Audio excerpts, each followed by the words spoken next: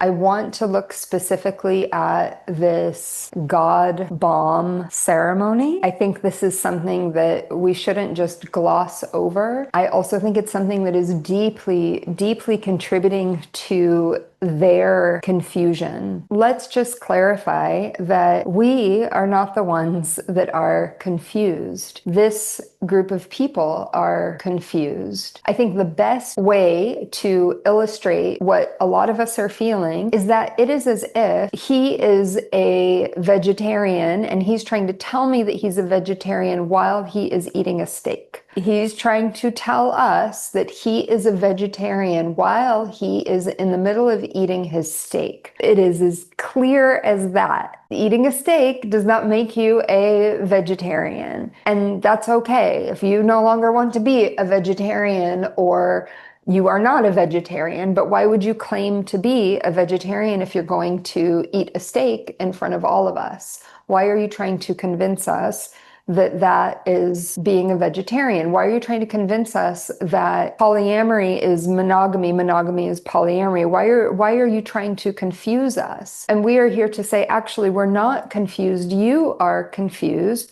So why? Why are these people so confused about what they are presenting? And this is really the crux of the conversation that I want to go into today. I feel very deeply that part of that confusion, I'm sure it is all very multi-layered and very complex. And yes, I am outside of their relationship. I am outside of who they are as human beings. So we are using speculation and assumption and our own intuitive feeling. And we're going to try to weigh this against what we do know about certain things, whatever has been presented to us, as well as the knowledge that we have from our own life lived experience.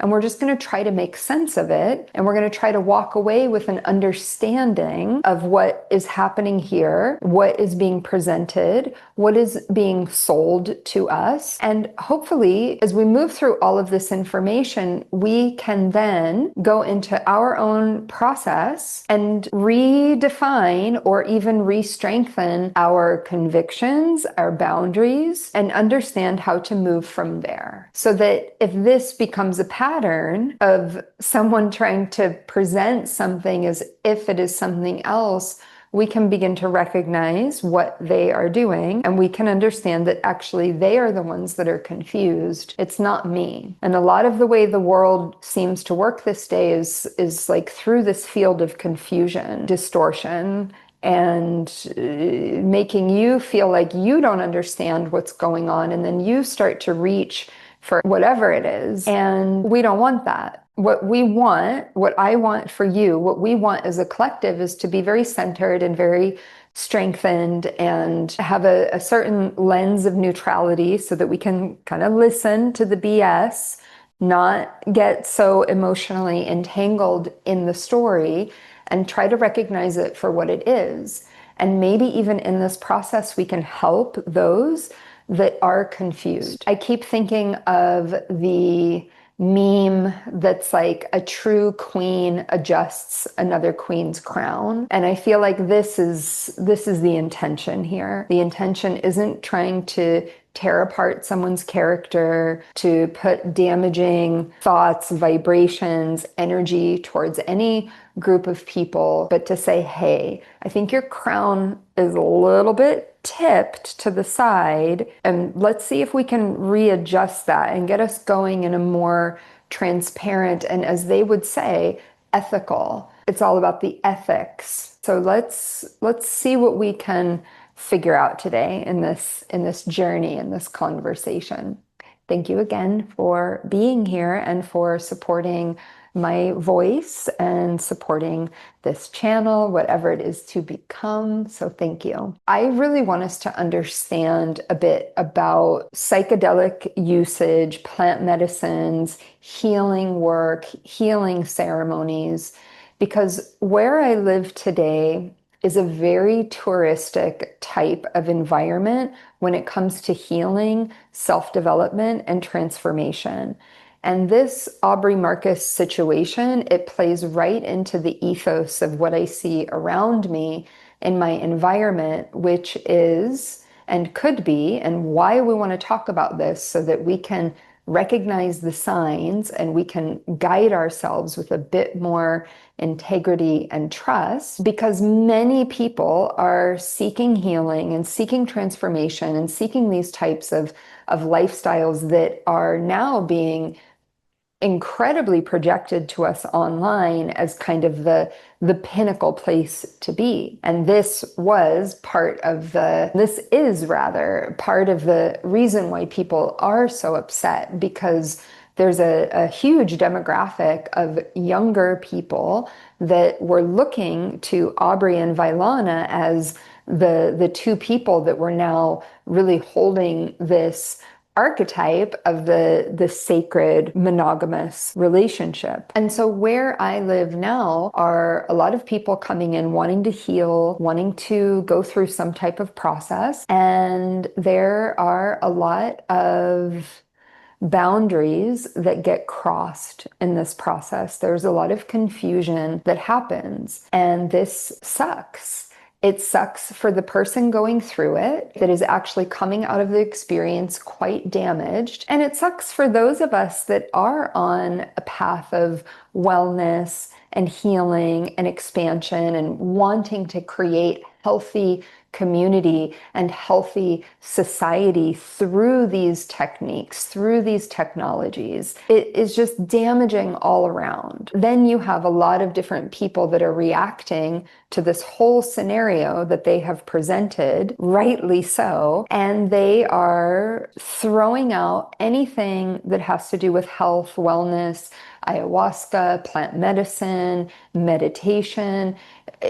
Their whole scenario and what they're presenting, it's just damaging the whole path. Because now you have the people that are watching the podcasters that are reacting, and they're diminishing the depth, diminishing the true reality of those techniques, the true reality of those practices. They're diminishing it to nothing because it just looks so horrifying what is being presented here as their truth, which is vegetarians trying to say that they're vegetarians when they're eating a steak.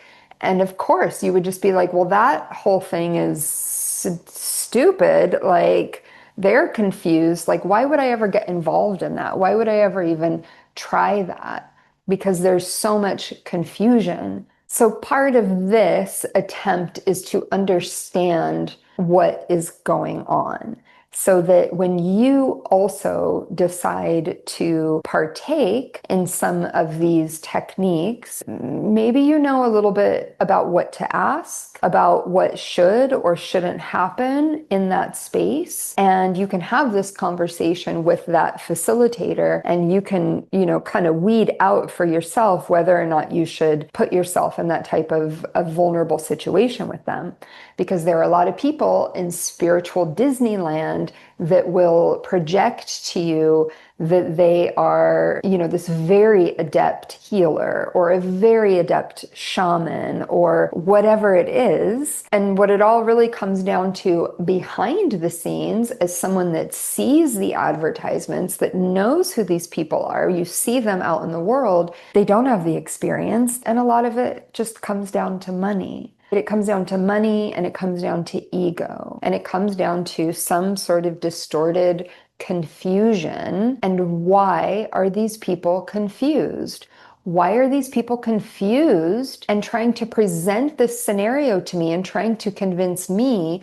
Why are they confused if they are on this spiritually enlightened path? Why are they confused? Enter, if you dare, the God Bomb ceremony. What do we know about ceremony? When we think of ceremony, perhaps we think ayahuasca ceremony. That's pretty much the most kind of popularized in the culture, right? It's now pretty integrated. We're seeing different celebrities. We've seen all these different podcasts about people going down to the jungles of Peru, and most of it is pretty positive and pretty beneficial. So what do we know about the container of a ceremony like that. What we know, what is commonly known from within the tradition, from the elders of those traditions. We know there are some recommendations. One of the recommendations is to purify your body and purify your mind before you enter into that space. So there will be a pretty disciplined regiment around certain foods that you need to stop eating, certain activities that you want to stop. You want to close up all of your business, so to speak, so that you're not in the middle of your journey and panicking about an email that you need to send. It's so that your mind and your psyche is all very clear, because the nature of ceremony and the nature of something like plant medicine, such as ayahuasca, is that it's working very deeply with your psyche. It's working very, very deeply with the psyche. If we want to go in and have a very deep healing, we need to go very deep into our subconscious so that we can meet that time and space where that trauma happened, where that code was planted into us through our culture, through our family.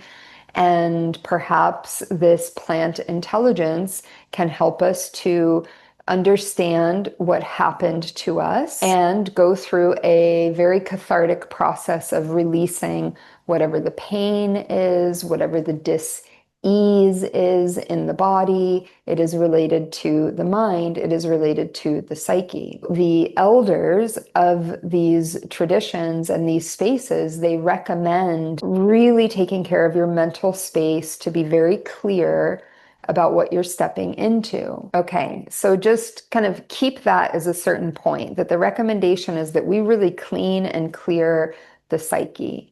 Another thing about being in that ceremony, being in that type of space, is that those people that are in charge of the facilitation, such as the elders from the tradition, the shamans, the facilitators that have had an immense amount of training from the tradition, from the elders in those sacred spaces. And I cannot emphasize this enough, which is why I'm going to keep repeating that sound code for us to understand, looking to the elders, looking to people who come directly from those lineages, from those traditions, as well as the people that have been brought in to those traditions and have been brought into those spaces. It is very important that we start to recognize who those people are versus the people that have gone in and done a bit of work here and there and now feel so inclined to be able to create their own ceremonies and offer their own style of ceremony and their own style of healing. There's a very big difference. There's a very wide gap. However, if you are on the outside and you don't really know what to look for, you might be presented with this God bomb ceremony and that it is life changing and that it will heal so much. However, the people who are sharing the God bomb ceremony with us seem to be a little bit confused because they are trying to tell us that something is something that it clearly is not. And they're standing in their conviction around this, that this is their truth. So why is it so truthful to them that this is the same thing that it always has been, only there's a new person involved and we can see that it clearly isn't the same thing? Why are they so convicted and committed to that? We come back to what we know about sacred ceremony, what we know about ayahuasca in the jungle, what we know about ayahuasca ceremonies that are being held at a very high level. We understand, as it has been shared with us from the elders of the tradition, that the mind in those spaces is very, very sensitive and very vulnerable and very fragile.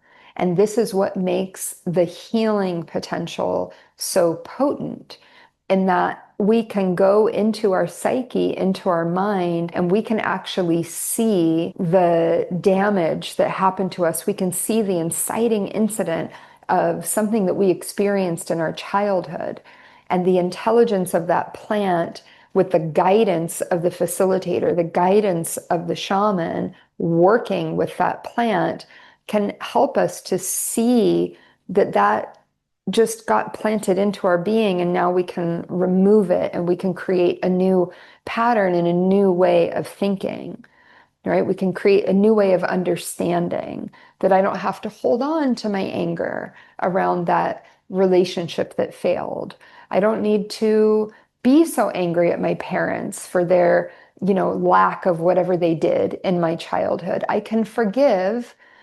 I can still have a boundary around if I need to have that boundary, but I inside myself can forgive, I can evolve, I can heal, I can stop being so hard on myself. I can see that I'm deeply, deeply critical, and now I've been shown that I can change that. And you go through a process in these experiences where you are re-envisioning through your own thought processes. The vibration is very powerful, and it has this capacity to then shape our thinking and shape our mind, which means it's a very vulnerable position to put ourselves into.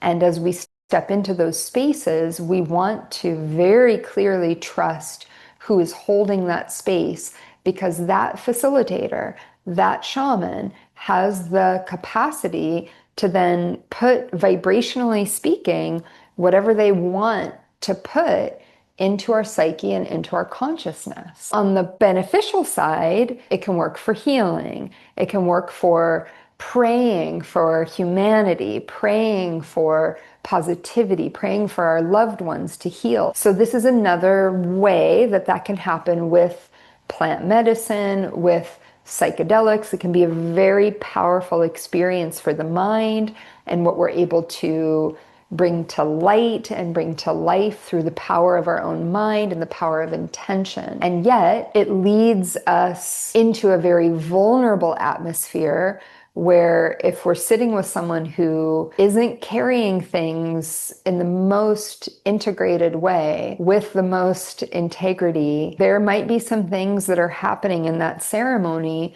that can deeply damage the psyche, that can deeply, deeply damage the people that are participating in that experience. And we understand that that is a very vulnerable space for our own psyche. Yes, we can be convinced of things in the ceremony. We can be convinced to heal something, and we can be convinced to think a certain way about a certain thing.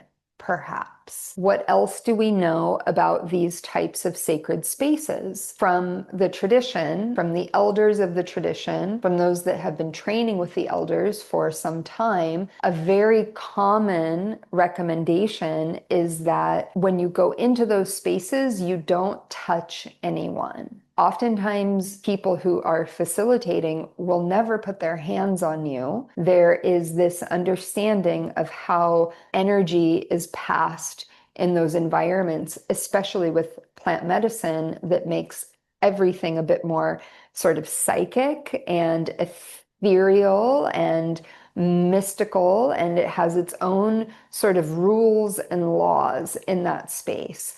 And in general, one of those rules, one of those laws is that you don't put your hands on someone. This is to protect you from picking up their energy, picking up their story, as well as you passing yours to them. Now, there may be certain traditions where they override that and they have their own practice around that. One time when I watched an interview within this Aubrey Marcus ethos, there's a woman known as Blue of Earth, and she is a shamanic practitioner.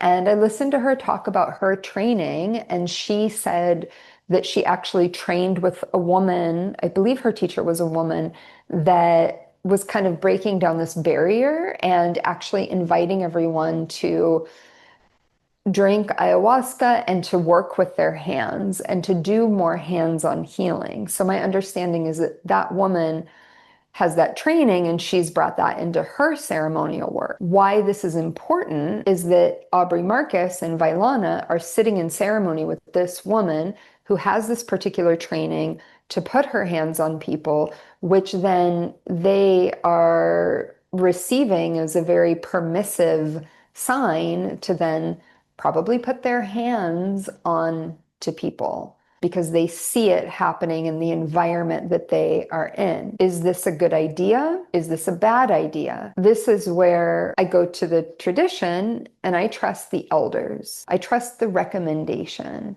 that the recommendation is actually that you don't do that. And then I notice in my own life when I feel called to touch someone, not in an ayahuasca ceremony, not with any type of psychedelic or plant or anything, just paying attention to my own choices, the choices of different students of mine, of different friends of mine, and, noticing that when we're in contact with certain energy fields and we make that contact, that sometimes our energy feels drained or we feel a bit impacted by that. When is it positive? When is it negative? And this is what we try to do on this spiritual path, is just try to understand the nuances.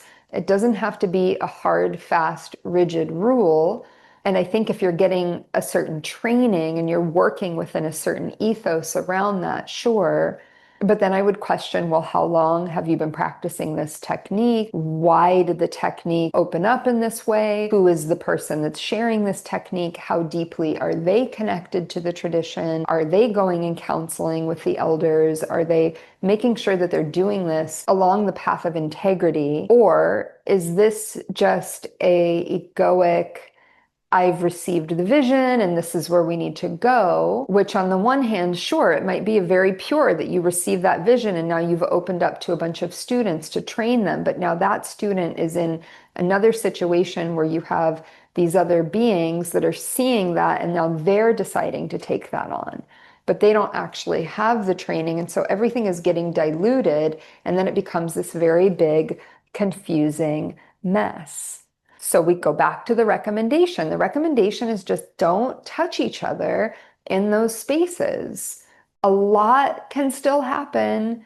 A lot of magic, a lot of transformation, a lot of healing can still happen without you needing to put your hands on that person's body. Can we just be okay with that? Or do we really need to start changing things? And as we change things, are we creating more chaos? Or are we creating more creation and creativity? Because the situation that we're in now, it feels a little bit chaotic. You are trying to convince me of your truth, that monogamy looks like polyamory, but it's still monogamy. Okay, so we understand that the psyche is in a very vulnerable position when we go into any type of psychedelic or plant medicine experience.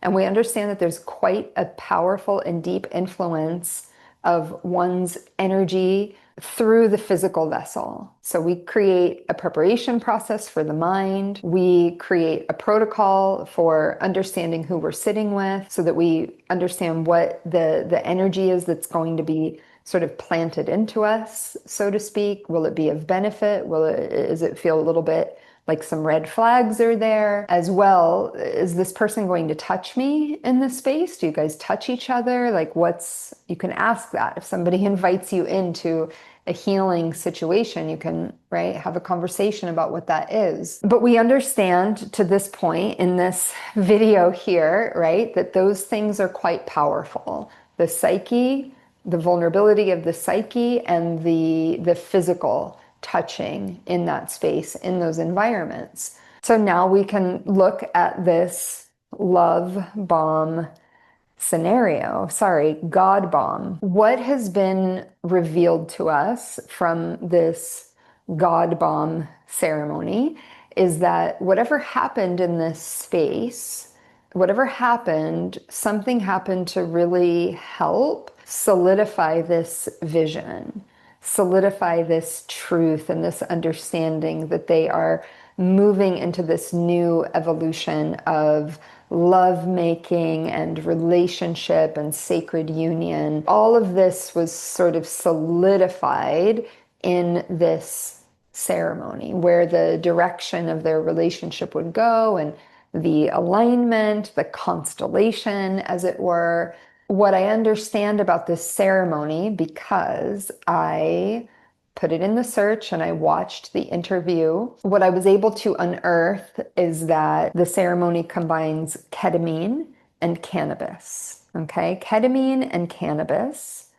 There seems to be a table that Alana is lying on.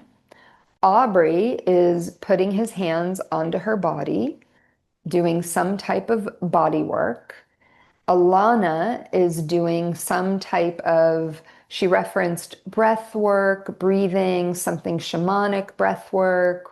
She's working with the sound current and the bowls. And this is a ceremony that the two of them have been creating. The first interview was from about 2 years ago, I think. So they've been working on this with their friends, with people that trust them, of kind of bringing these different ceremonial components together to create this one very big, very powerful ceremony. Taking into account the recommendations from within the tradition, the recommendations coming from the elders of these traditions, the carriers of these medicines, the conductors of these ceremonies, these sacred spaces, these sacred technologies, we could then raise an eyebrow at what they are saying and what they are presenting. I mean this with absolute respect, as respectful as I can. This is really the I want to adjust your crown moment, because this is foolery.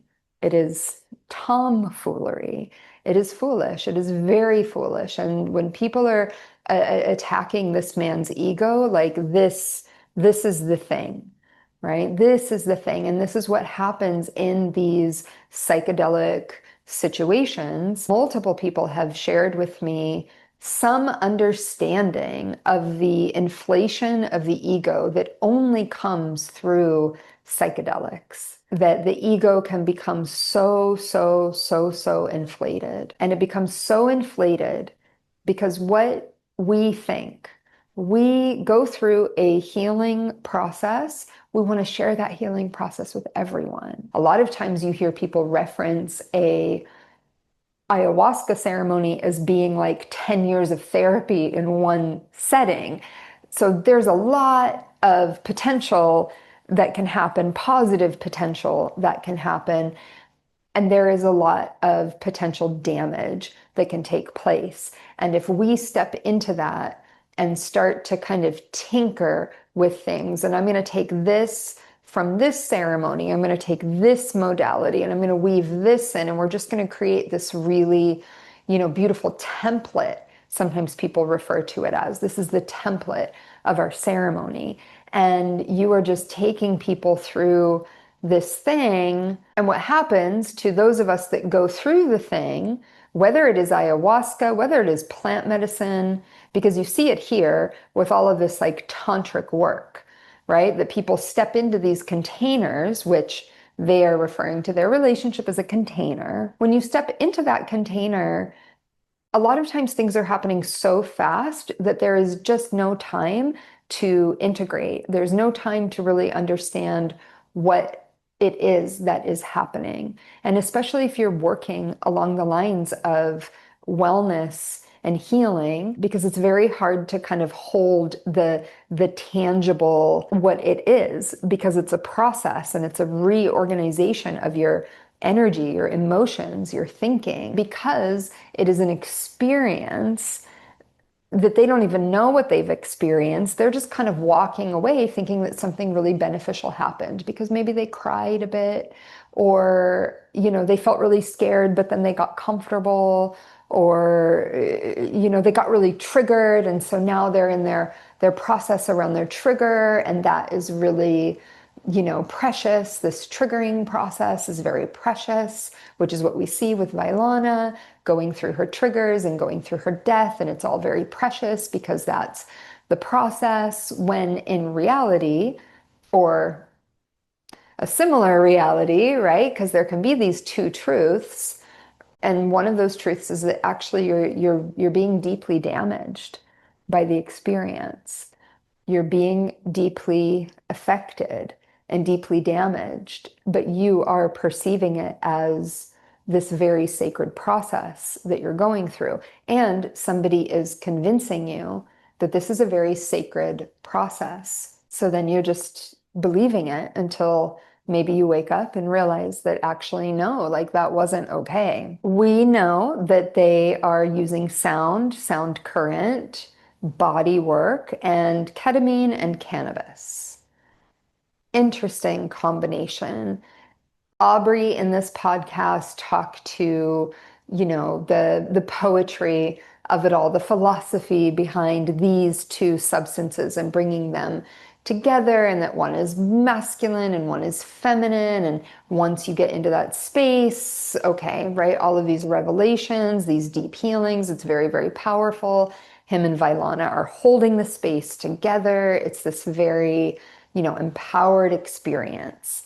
And for some people, this woman who he was talking to in the podcast, she definitely had a very deep, revelatory healing that she went through. And I'm sure many people in their environment have had that. And it's not to say that their experience wasn't powerful or empowering, the three, the trifecta. However, my question, my questioning, my speculation is that these three people are coming into a ceremony that the three of them are conducting, although Alana is more of the guest.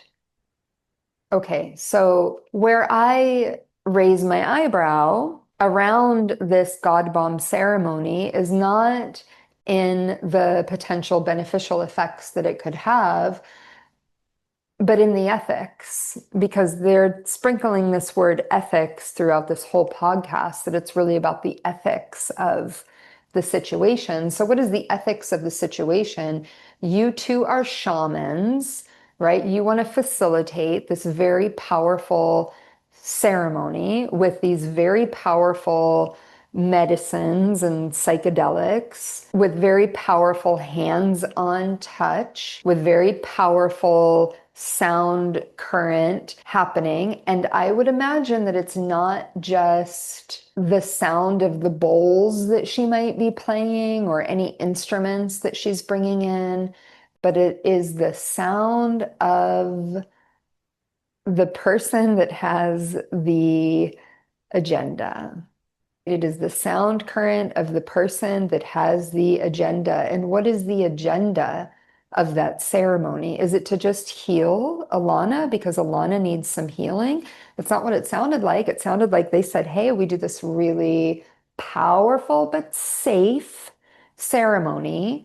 Are you interested? And she's young. And I remember when I was younger, and sure, why not? Like, let's do the thing. And they're shocked, like, wow, we can't believe that you will trust us. Okay, great. Like, you don't even know us and you're going to go into this space with us? Cool. You don't even know us, but you trust us to be in this space. Again, like that's an eyebrow raising. That is like, what? We need to really pay attention to what they are saying and what is being presented here. So now this young woman is coming into this relationship just in this moment of these two shamanic people, these two facilitators here, psychedelic facilitators. And she's coming into that, and there is a relational aspect, right? Because it's their marriage, and this is somebody that he swiped on the dating app, and there's this potential there, and she probably already has some type of understanding about where their relationship is or where it's going. I don't even know in the timeline of things where this ceremony is, but you know that it's early enough on that they are saying, wow, I can't believe you would just dive into this experience with us. So it's not as if they've been working things out for many years, trying to see what is this really, and maybe we need to come in to a sacred space. And maybe we should go to the elders of the tradition and we should really sit down with them and we should try to figure out what this configuration actually is. And there's probably a reason why, probably a deeper reason, very deep in the psyche and very deep in the shadow of why they decided not to do that and why they decided to do their own thing, which is probably that they didn't want to face what the elders of the tradition would likely say to them. The truth that would actually come to the surface through something like an ayahuasca ceremony, with somebody who really understands how to hold that space and truly understands how to get into their thought processes to truly understand what is the truth. What is the actual truth? What do you actually want in this relationship? What do you actually want? Because it sounds like you want very different things. And somebody's being asked to compromise and to sacrifice what they actually want and what is actually true. So instead of going in that direction, which would be the recommendation, they decide to play in the world that they've been playing in because they've experienced enough medicine work, enough ayahuasca ceremonies, enough psychedelic play to now create their own modern ceremony where they pull all of these elements and you come in and you lie down on the table and we're going to now take you through this. And we're so amazed at you and your energy and who you are. And that is like, wow, so phenomenal. And they're in this experience. And everything is very open and vulnerable to influence. And now, not even a word needs to be passed to influence that person because it's all influenced through the psyche. And there probably were words that were exchanged. I would imagine that once the like bulk symphony of the healing or the transmission was happening through those medicines, that there was quite a bit of dialogue around the hot topic of where this constellation would be going. And when you open up dialogue in that vulnerable capacity, especially with medicines that I would imagine are opening you to a certain degree of breaking down the boundaries so that you feel an immense amount of love and you feel an immense amount of compassion and empathy. And if there's something inside of us that is a natural, like, no, I don't want to do that. I don't want to share my husband. I don't want to share my bed with another woman. And now you are in a space where your heart is so open that it just feels like, man, I'm the jerk. I sure am the jerk for wanting to keep it just me and my husband in my bed. That's not very spiritual of me. That's not very evolved. And here I am, I'm a medicine woman. One would assume that if you're calling yourself that medicine woman, if you're calling yourself a healer and you're in this world of wellness and healing and phenomenon, that to see that in your own heart, oh, I'm the jerk. Let me just break through that. And I'll enter into this world of pain, and I'll enter into this world of suffering for the sake of love, for the sake of true evolutionary love. And even though Vylana was one of the people conducting in that ceremony, it doesn't mean that she wouldn't be going through her own process, because clearly they are all there to work through their process and to work through the constellation and how they want to move forward. And thus you have the confusion. You have the part of them that is saying, this is true. This is true. This is our truth. It is sacred union. And there is this third person that's coming in. And that is very true to them. And that has been embedded in them through the ketamine and the cannabis and the environment and the sound current and the touching and everything that went on in that space, as well as everything else outside of that space and their practices and what, the ethos is that they're living in. That environment is going to, right, help hold whatever was happening in that ceremony, because that ceremony was true for them. However, they are confused. And now we understand a little bit as to why they are confused. Somehow they're not able to recognize their own distorted confusion, and they're asking you to go along with it. They're asking us to go along with this scenario, and we're here to say, actually, no, it's fine if that's what you want to do, but we are not really going to take you at face value, because again, you're not a vegetarian if you're eating a steak. And you're sitting here trying to tell me that you're a vegetarian while you're clearly eating the steak. And that is what I see with my own two eyes and what I hear with my own two ears and what I sense in my whole body is that that is actually not true. And you're trying to convince me of it. You're trying to rebrand this as some new phenomenon that is going to deeply change the culture when what's really happening is you're bringing something into our awareness that might actually lead us astray and create a lot of damage. So again, let's just adjust the crown, bow to each other, right? We wish you healing. We wish you all a lot of healing in this process, and we call it a day. Thank you, thank you, thank you. Have a beautiful and blessed day.